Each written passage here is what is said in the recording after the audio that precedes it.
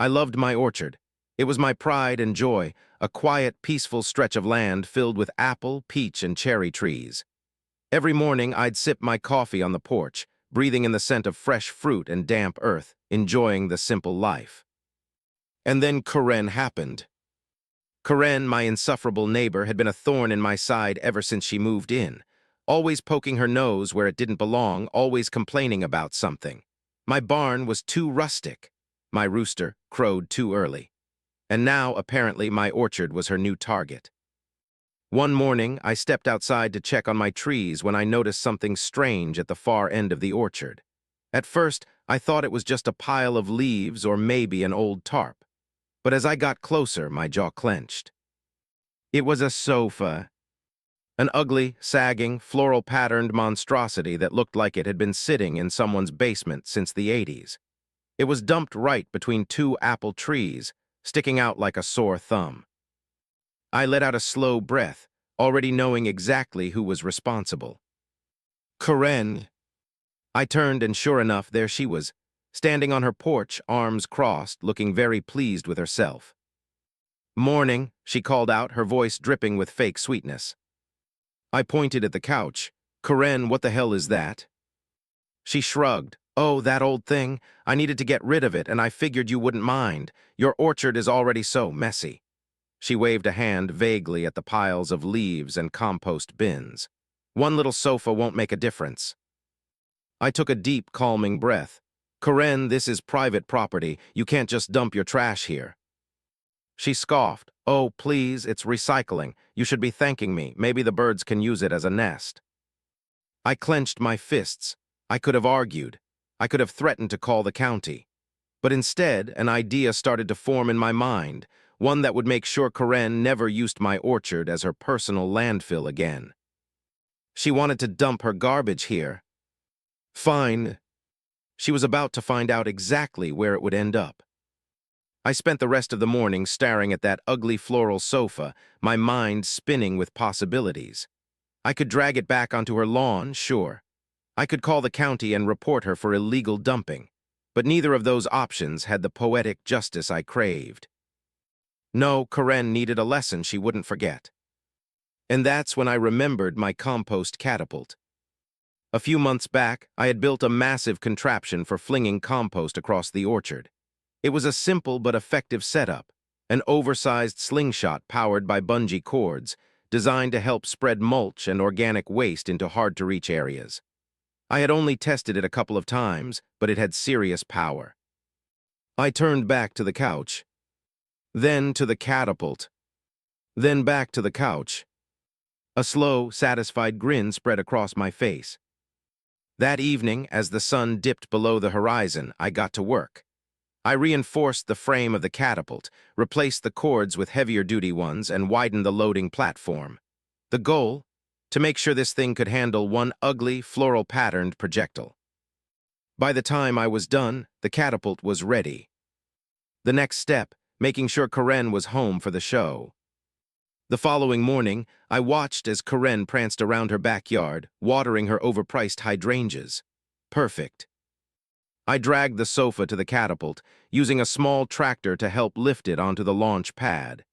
It barely fit, but with some careful adjustments, I secured it in place. I took a step back, admiring my handiwork. Then I aimed it. Right over the fence. Right into Karen's yard. I gripped the release rope, took a deep breath, and pulled. There was a creak of tension, then a snap, and then... whoosh! The sofa launched into the sky, spinning through the air in slow motion, floral cushions flapping like terrified wings. It soared over the fence, clearing the hydrangeas, and then... crash! A perfect landing. Right in the middle of Karen's pristinely manicured backyard. I could hear the shriek before I even saw her reaction. What the? I walked up to the fence, leaning casually against it as Karen stood frozen in horror, staring at the flying couch that had just dive-bombed into her garden. "Morning, Karen," I called out. "Thought you might want your sofa back." She turned, her face priceless, eyes wide, mouth gaping, hair slightly windblown from the impact. You threw it over here, she shrieked. I shrugged. Well, you said it was recycling, just figured I'd put it back where it belonged. Karen opened and closed her mouth like a furious goldfish, sputtering for a comeback that never came.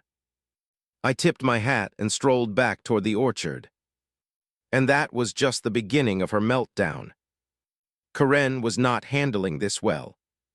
For a few long, glorious seconds, she just stood there, staring at the floral catastrophe now dominating her backyard. The couch had landed right in the middle of her neatly trimmed grass, knocking over a decorative bird bath and flattening a row of tulips. Then she snapped. "You psycho," she screeched, storming toward the fence, her face redder than a sunburnt tomato. "You can't just launch furniture into my yard." I crossed my arms. Huh, funny, because I seem to remember you launching it into my orchard first. "That was different," she sputtered. "I was helping. You run some dirty little farm. I thought you appreciate the donation." I let out a slow, exaggerated whistle. "Wow, Karen, so generous of you," I gestured at the couch. "That's why I thought it was only fair to give it back." Her eye twitched. "This is illegal. I'm calling the county. I'm calling the police." I leaned against the fence, utterly unbothered. "Go ahead." She blinked, clearly not expecting that response. What? I pulled my phone from my pocket. "Oh, I actually already called the county, reported some illegal dumping on my land." I smiled. "Sent them pictures, gave them your address." Karen paled. "You know," I continued, "turns out dumping furniture on someone else's property is a pretty serious violation." Her mouth flapped like a fish. But I pulled up an email on my phone. "Oh, and would you look at that? They said the fine for illegal dumping is $1,000. Karen made a noise somewhere between a gasp and a dying goat. I grinned. "You should be getting a notice in the mail any day now." For a moment, all she did was open and close her mouth, her brain trying and failing to form a coherent response. Then, in true Karen fashion, she switched tactics. You have to move this. You have to, this is damage to my property." I rubbed my chin, pretending to think. You know, I'd love to help, but I'm not a trash removal service." I clapped my hands together. "Maybe try Craigslist, free to a good home, one ugly, slightly airborne couch." Karen let out a strangled shriek and stomped away, pulling out her phone, probably to yell at some poor county worker. I leaned against the fence, watching her meltdown with a satisfied sigh. And just like that, my orchard was trash-free again. But Karen... Oh, she was far from done. Karen didn't just accept her defeat. Oh no, that would have been too easy. Instead, she spent the next 2 days trying to turn the tables on me. First, she called the county to file a complaint against me. That backfired spectacularly when they politely reminded her that she was the one who dumped the couch in my orchard in the first place. They even offered to escalate the issue, meaning she'd face an even bigger fine if she kept pushing it. Next, she tried to guilt-trip the neighbors.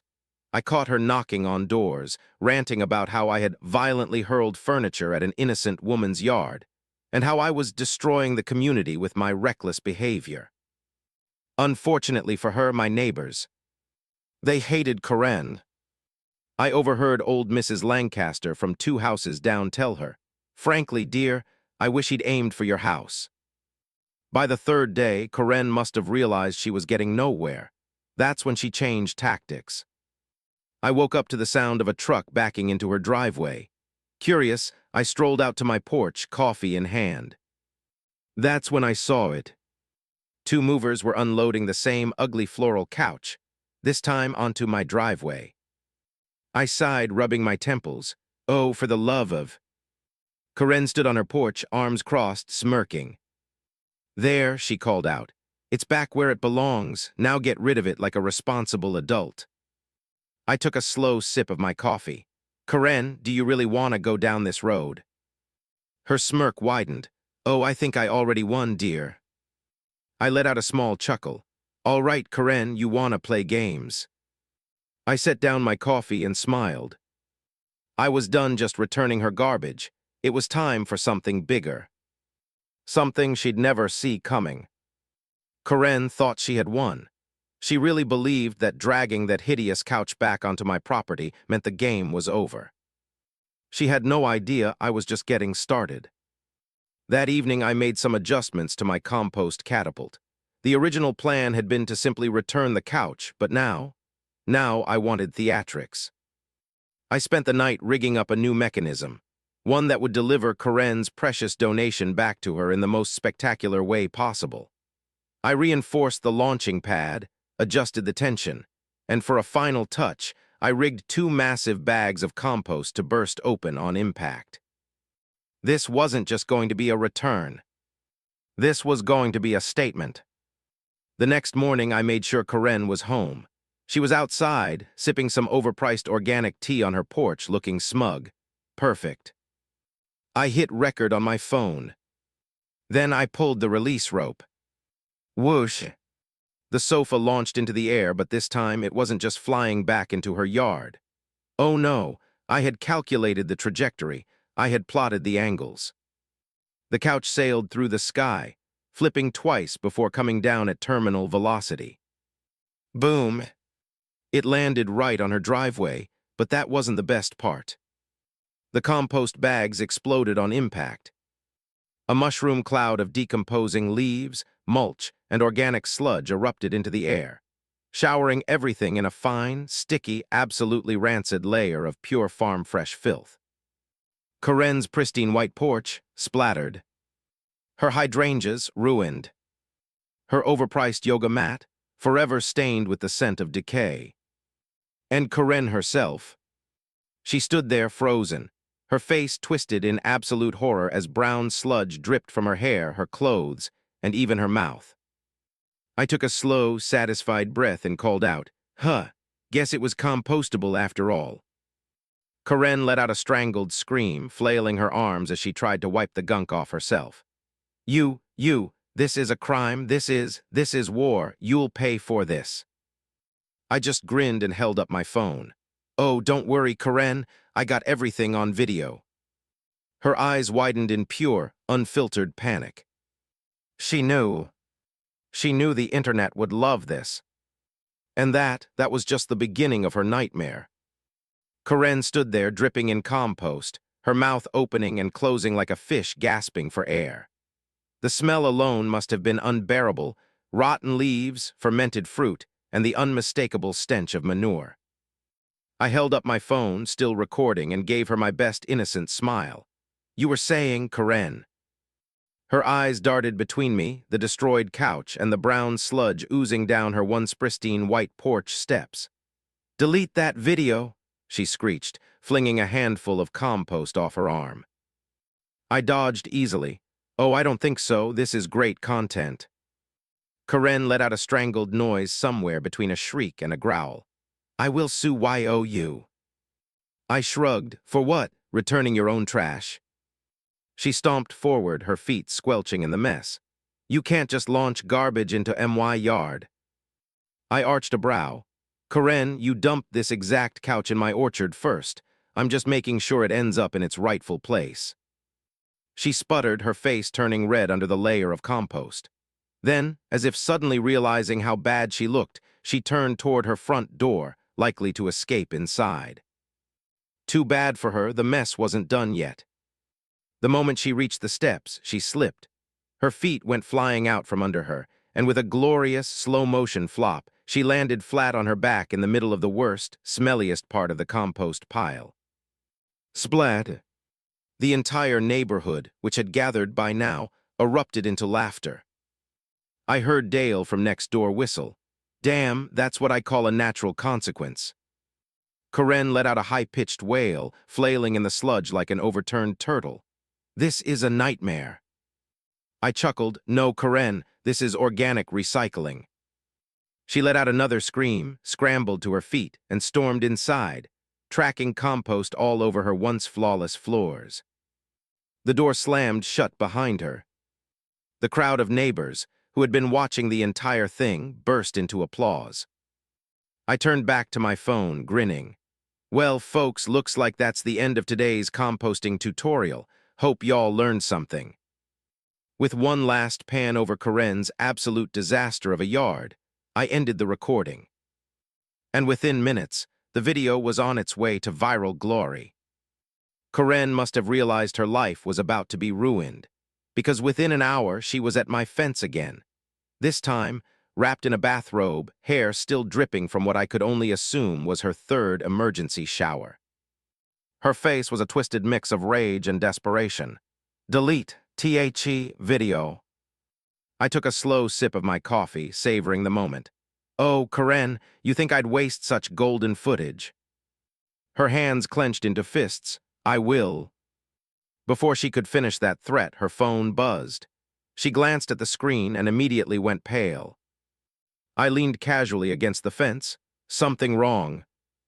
Karen's eye twitched. She turned her phone around and there it was, the video already going viral. Thousands of likes, hundreds of comments. OMG, she got trashed, face with tears of joy. Compost karma at its finest. Imagine being this insufferable LMAO. Karen made a strangled noise. How is it spreading so fast? I shrugged. Turns out people love watching entitled jerks get what's coming to them. I tapped my chin. Oh, and I might have sent it to a couple of big accounts. You know, the ones that eat this kind of thing up. Karen's breathing got heavier. You can't. Buzz. Another notification, this time from her HOA president. I smirked. Oh yeah, forgot to mention your little illegal dumping stunt. The HOA wasn't too happy about that. Seems like someone sent them the full video as evidence. Karen gasped, USNU. Buzz. This time a call. Karen hesitated before answering. Hello, she said, her voice tight. Pause.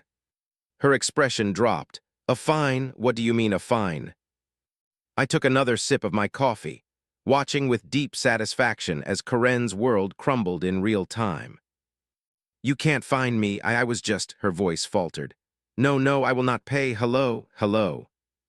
She pulled the phone away and stared at it, horrified. I tilted my head, bad news. Her nostrils flared, I hate you. I grinned, oh, I know. And with that, Karen turned and stormed back inside, slamming the door so hard a chunk of compost fell off her roof. Game, set, match. After that glorious public meltdown, Karen did what Karen does best. She vanished. For the next few days, her house was dark, her car nowhere to be seen. Maybe she was hiding. Maybe she was at some overpriced spa trying to scrub the lingering compost smell out of her soul.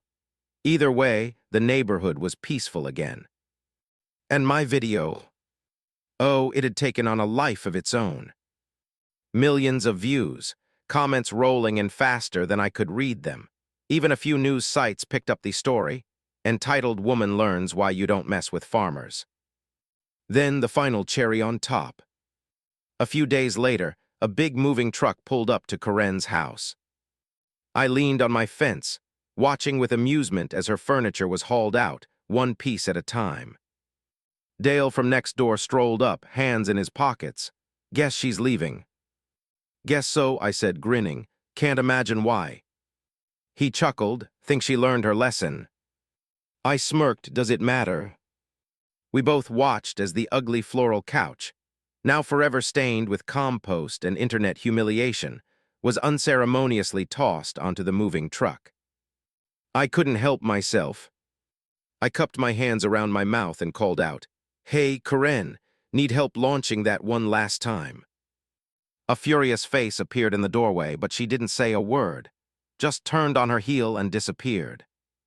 And just like that, she was gone. I took a deep breath, savoring the sweet, sweet air of victory. No more Karen. No more random garbage in my orchard. Just me, my trees, and the satisfaction of knowing justice had been served farm style.